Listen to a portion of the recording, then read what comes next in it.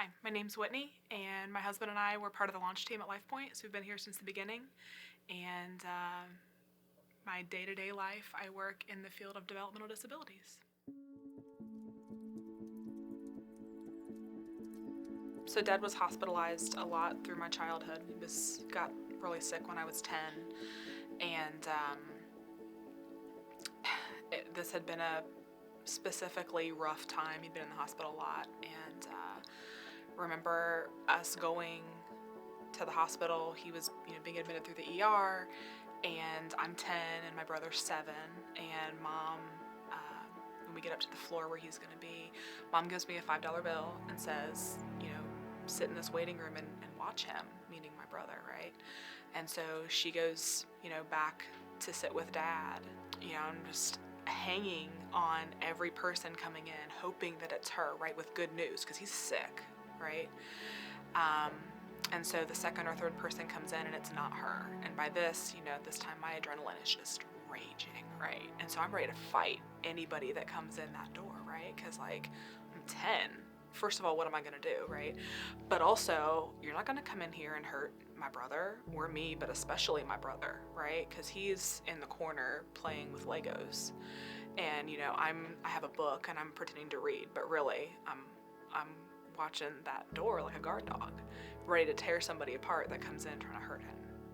And felt like hours, probably wasn't, right? Because again, I'm 10 and he's 7.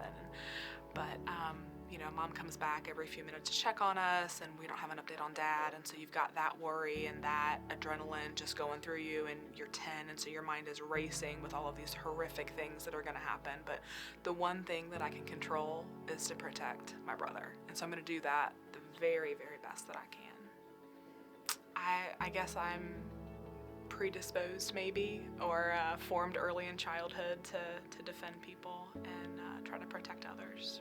I think it's unfortunately common that all of us have been in a season of life where we've needed some support, maybe haven't gotten it, whether that's been at church or work or with your family. You just felt like you needed people to come around you, and that hasn't happened. And had something like that happen to me in my early 20s, and that really has just kind of morphed me into someone that's all about community.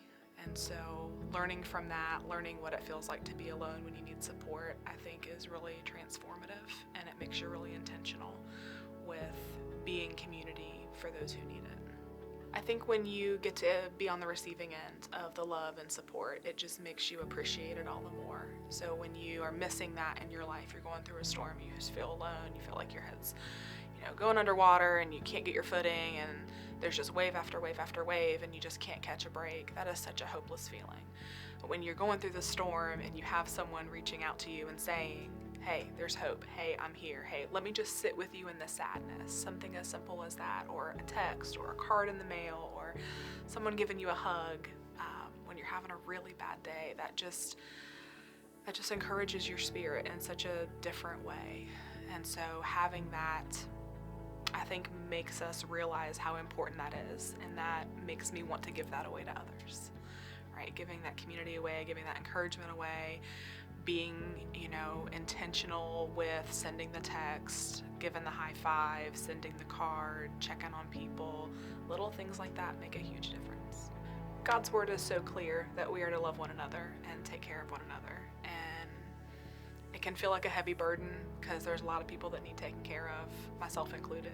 But it really is such a privilege to be able to bear one another's burdens and walk through storms with people. And it's so true. If you're not going through a storm now, you're probably just come out of one, or you're about to go in one. And if not, then someone in a storm needs you. And so I don't think that we can overstate the importance of being in community with one another and loving each other and supporting each other, fighting for each other, and just experiencing the love of Christ and the function of the church inside of community.